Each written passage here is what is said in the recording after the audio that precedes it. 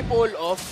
So para sa Onyx Base naman, mas mahirap naman yung lineup nila na paganahin. Hindi naman sa imposible, pero ang dami nilang kailangan gawin para mas komportable yung laro nila. And siguro kaya ako din kaya ako mag-agree doon kasi yung impressed ako na playstyle ni Lord JM is kapag active siya sa mapa. Yeah. At ito meron siyang Yuzong.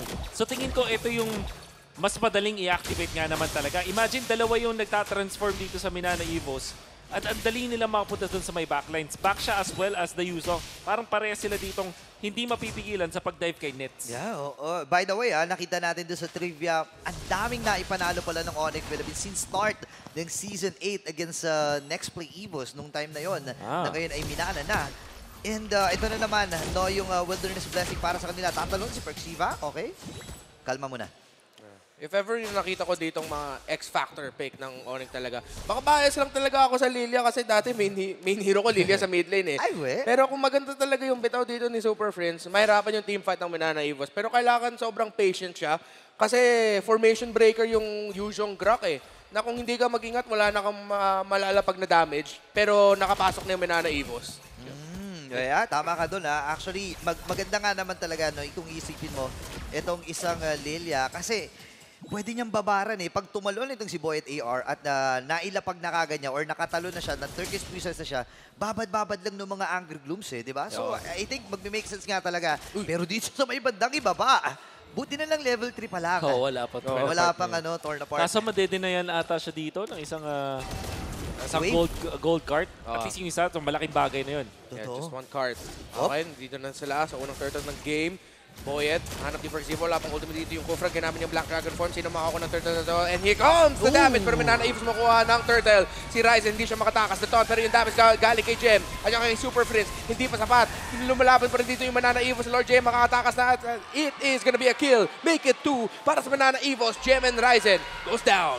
Ito yung strength ng Minana, kaya siguro, nasabi natin na parang madali execute yung kanilang composition. Ang dami kasi nilang stun. So, alam, basic MOBA knowledge, more stuns, more chances of winning. Yeah. At AOE pa yon. So, kung sakaling may isang kumonekta, like yung initiation mula kay Brusco, for example, madaling tumalon si Lord JM, petrify agad yun, and then dire-diretso na lang malilayer yung mga stuns nila. Oo nga, no? Kasi ang ganda rin ng timing actually ni Brusco AR nung yung sa time na pagkuha doon sa doon sa turtle ng ating game. I think ito yung mga rason kung bakit mahirap talaga kapag sabihin na natin na bitin yung lockdown nyo, no? Pero, nakuha pa rin ni Nets. Yung crab, yung gold crab doon, ha?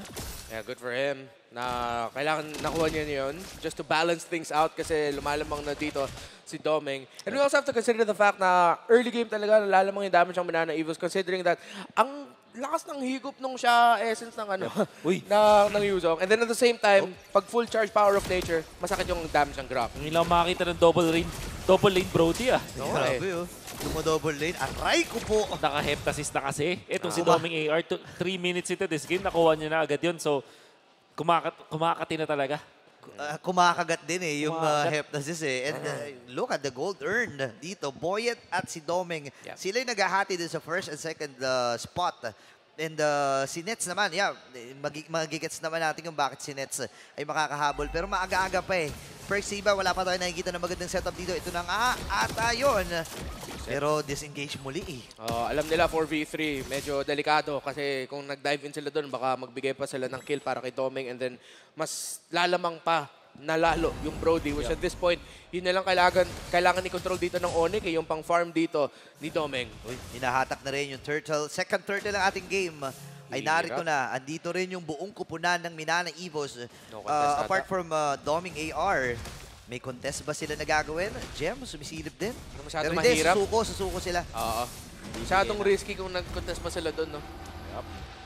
Pedal to the metal. Yan yung kailangan gawin ng Minana Evos. Ang ibig sabihin niyan, gas lang talaga, abante. Piga lang. Piga lang ng piga. At ito yung kailangan ipakita kayo ng Minana Evos. Surely they're leading by 2,000.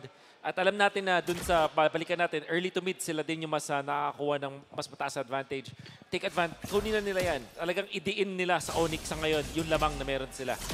And Lancing AR dito, hawak niya yung black shoes. So ready siya makipag-balugbugan dito sa mga kupunan ng Onyx Philippines. May Tyrant's Revenge. Tyrant's Revenge to the range. Nahanap ka agad doon si Lancy. That's gonna be kill. Meanwhile, the bottom lane, mahuli naman dito si Nets. And there goes the gold laner of Onyx. Manana Evos, lumalamang pa rin sila. Kahit nakukuha ng pick-off yung Onyx, Manana Evos, nahanap nila yung gusto nila huliin. Rexiva naman, is he gonna be the next one? Lifesteal, galing kay Lord JM. Sticker, galing kay Lord JM. At the tower in the bottom lane ay makukuha ng Manana Evos. Makapag-push ba sa may top lane, mukhang makakuha pa rin sila ng exchange dito. Maganda sa Manana Evos, yung naging trade-off para dito kay Lancy is just the gold laner. So mas maganda yung nakuha ng Manana Evos doon, tapos napag-push pa sila. At matidepensahan pa yung top lane. Ay, hindi na. Nabasag na talaga. At least may trade na naganap dito sa Onyx Philippines sa 6-minute mark ng ating game, and Yamado pa rin pagdating sa gold. Paldoming pa rin. Nagsisimula pa lang ang laban. Lancy AR, again, kukunin niya yung Black Shoes. So, talagang target niya dito. Extended na team fight talaga eh. Minsan nasusurpresa talaga ako kay Domeng. Oo. Nag-iisip mo talaga, saan ka nakakuha ng farm pre? Ba't ang laki ng lamang May niya? bulsa sa balat yan. Malupit eh. Oo, Pero ngayon lang, literal na ngayon lang nakita ng Brody na nag-double lane. Typically, Claude talaga, tas Beatrix eh. Mga ganun.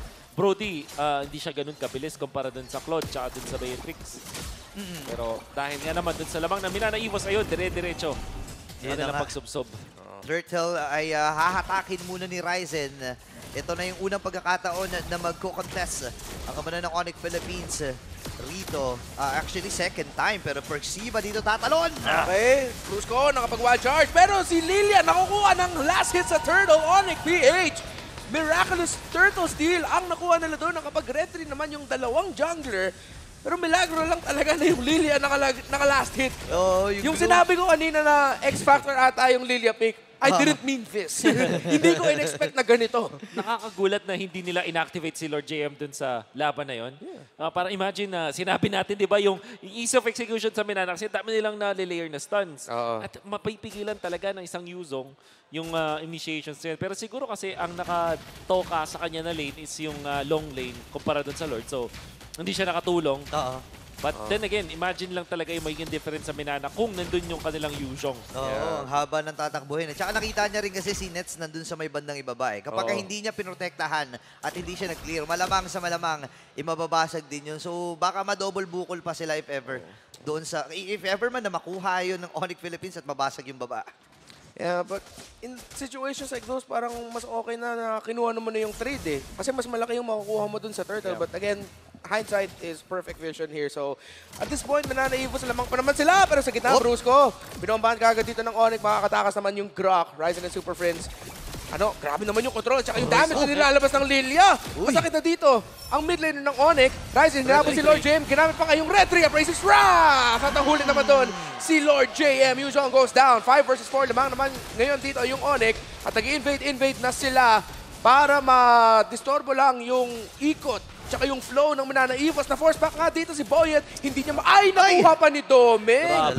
Na last hit. Boss Domeng naman, ikaw naman, ginugulat mo na naman kami. Bigla ka nung dyan lang pala. Yan ang maganda no, para kay Domeng. Alam niya kung kailan siya papasok. And alam niya kung kailan siya aatras. Umatras na rin doon si Boyet AR kasi medyo mababa yung buhay niya. Baka mamaya madamba pa siya dito ni Ryzen at maipit sa mga kamay ng Onyx Philippines. Kasi kung titingnan mo, medyo mas slow din naman talaga eh. Yung mga Angry Glooms na yan, yung mga sumasabog-sabog na yan. Diba? Nakakabagal ng paglalakad yan. And ayaw mo na nai-interrupt yung paglalakad mo kapag Boyet AR ka or back siya, diba? Okay. Unang Lord ng laban na to, Brusco.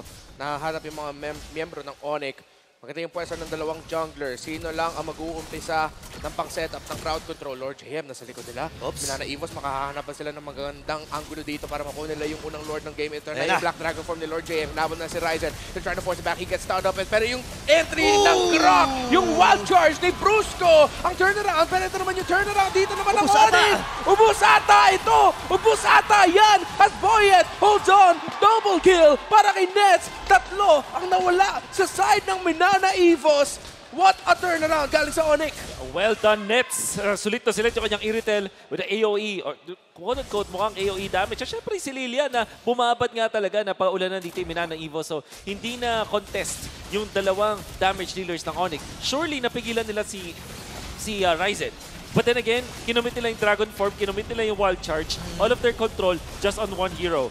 Nakuha nga nila yung Lord, pero hindi nila napigilan yung dalawang damage dealers ng Onyx. Grabe yung ginawa doon. Nilapag lang yung mga yung mga bilog-bilog doon sa may Bilis. Oo, tapos tsaka pinasabog nung bumaba na yung buhay ng Lord. Nice execution para sa Onyx Philippines, pero may mga pag-amba na ginagawa dito ang kupunan nila. Hindi pa naman nila mahuhuli ang Minana Evos, pero lamang na sila dito in terms of kill score. Actually, agree ako doon sa sinabi ni Wolf kanina na kailangan talaga mag-ingat dito ng Minana Evos in terms of kanino ba nila gagamitin yung skills nila. You still have to consider na, okay, kung kahit ma-red rin niyo yung Lord, meron pang laban na pagkatapos yan. Again, you're up against a Lilia, you're up against an Irithel, na masaya sila sa mas mahaba na laban eh. It's part of their ability kits. It's part of who they are as heroes. So Minana Evos naman, kung mahanap lang naman talaga nila yung tamang target, and that's gonna be it. Perxiva, munti ka na nga siya nahanap yung right target, pero Brusco na iwasan niya. Yeah, atras muna sila dito. Reset ang itatawag dito ng Minana Evos. Pero gusto ko yung ginagawa ng Onyx, hanap sila or humahanap sila ng mga potential na kill rito. Pero ano na ba nga bang meron dito sa mga items natin? Radiant Armor and Blade Armor, very important para kay Boyet AR. Yung pag-pick up nila dito ng Radiant Armor, sobrang crucial kasi sa ngayon, Lilia na yung problema. So dalawa yung may Radiant Armor para dito sa side ng Minana Evos. Very, very important. Siguro yung Kiras kailangan nila eventually. O kaya another Blade Armor. Siguro baka manggaling dun sa kanilang Yusong para talagang control nila dito si Nets. Nasakit-sakit na rin kasi kapag ayun, pag 38K. Tingnan mo naman yan, di ba? 38,000 na damage dealt para dito kay Super Prince. Sakit pala nung Neo Beast combo, no? Sa una kasi hindi mo mapapansin eh. Di ba? Parang wala lang eh. Pero unti-unting nanonood ngayon, Boyet Napansin naman nila. Si Ness mahuhuli dito ni Boyet. And ito na yung full-on dive ni Minana Evos. Here comes the Wild Charge pero hindi pa napipitas. Yun na nga nahuli si Perxiva! Yung Tyrant's Rage Flicker! Napaikot pa ata ng Onyx pero kulang yung damage kasi wala silang marksman. Pero naging 2-for-1 trade. JM at si Brusco ang nahuli. Perxiva again from out of nowhere. Conceal play, habulin pa nila, pumasok naman si Gem na ito at the stun! Tyrant's Revenge knock-up, reset na para sa Onyx. Hihinga muna sila dito pero napakaganda ng attempt para sa Onyx Philippines. Gets mo yung ginawa ng Minana, hinabol nila eh. Pero it's a trap pala nabitag namin kayo sa aming patibong. Yep.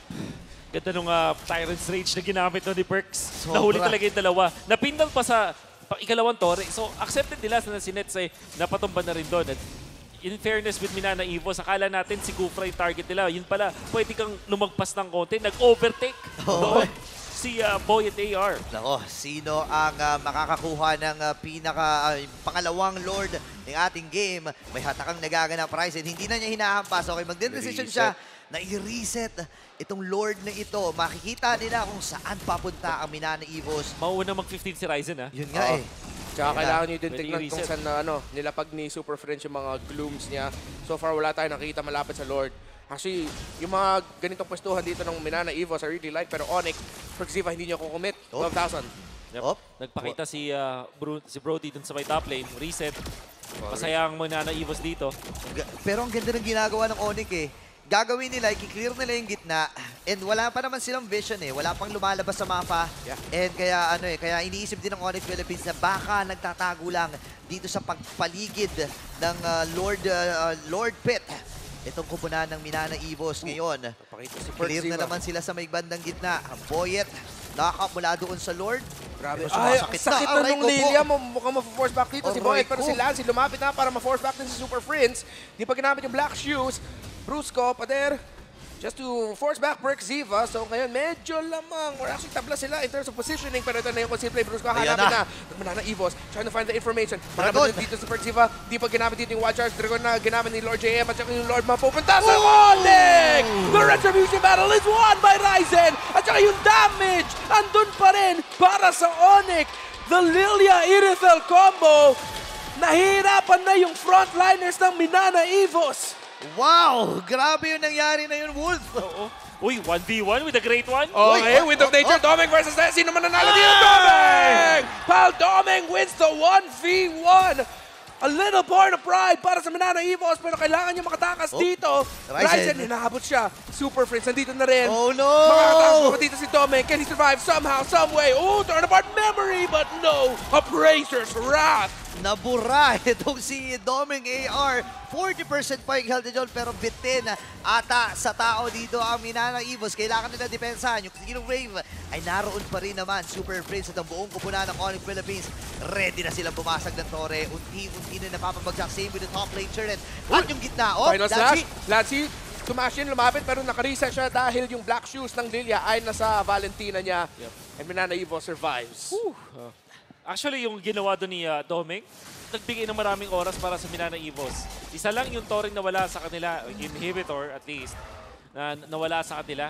At ang number 1 rule, kung sino unang mag-Wind of Nature, siya yung kadalasan natatalo. Natatalo, oo. Ganda na pwesto ni dito ni Ryzen. No?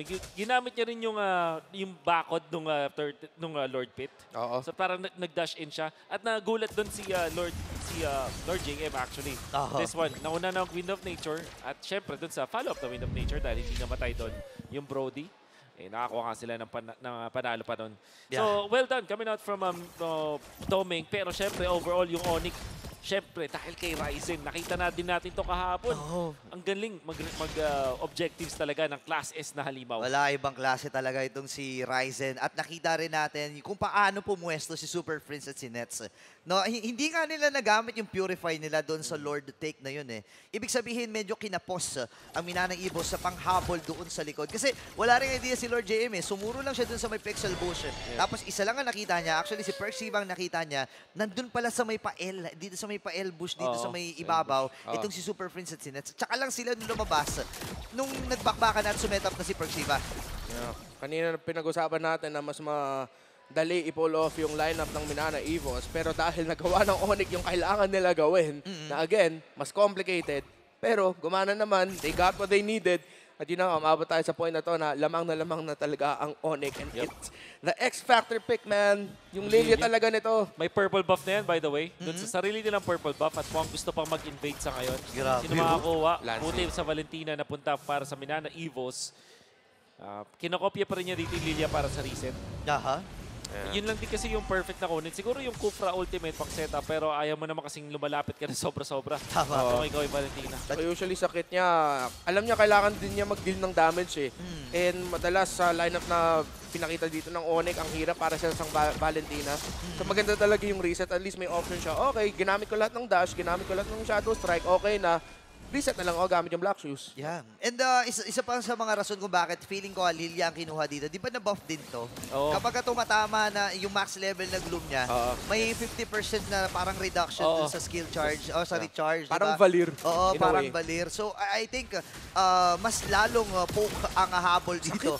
Nangubanan ng Onyx Philippines, pero may good seal ata na nagamit. May hanapin sila Nagamit dito. na yung use ultimate. Oo, na-force back. Oh, good sign to para sa Onyx. Sila naman mag-conceal forward. Sila naman ang lalaban dito. Makakalapit ba sila Percival going there in there. Pero anti-crowd control para kay Brusco. Kunat masyado yung mga frontliners ng Onyx. Actually, si Ryzen sobrang kunat na rin. At Minana Evos, they can only just watch the reset na dito. No more Black Shoes. Percival papasok. Titus Rage, pero hindi. Tumama sa pader. Lancy, buhay pa rin dito.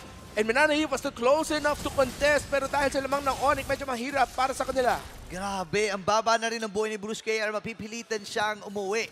At siya na ang nakatalaga na mag-clear doon sa may bandang gitna. Ngayon, makikipagsayawan muli ang Onyx Philippines at Minana Evos rito. Boyet AR lamang ang nakasilip doon sa may malaking bakod dito sa may Lord's Lair. But then again, may kita natin kung paano pumuposisyon ang Onyx Philippines. Inuhuli lang nila sa patibong. Ito na naman yung patibong. Ang kapal ng magic ng Onyx. Palamin yun sa bottom. Oh, Percival! Pumasok naman dito. Nahuli doon si Boyd. Wala ng jungler ng Minana Evos. Onyx, masaya na sila doon pero nag-zone natin lang sila. Ito naman si Lord JM with the Black Dragon form. Mapasok pa siya. Hindi. Back off ang Minana Evos. Patient lang. Tingnan mo yung zone na ginagawa ni Jem. Percival nahuli naman dito si Lord JM pero yung damage ni Nets din. Something Minana Evos dito. One more! Grabe! The gloom! By Super Friends, yung Lilia na naman. Iba talaga pag naka-Neo Beast eh. Kaya ako nga sa inyo guys, bilhin nyo na yung Neo Beast. Grabe, ginamit niya yung first tapos may nakabang na sa second.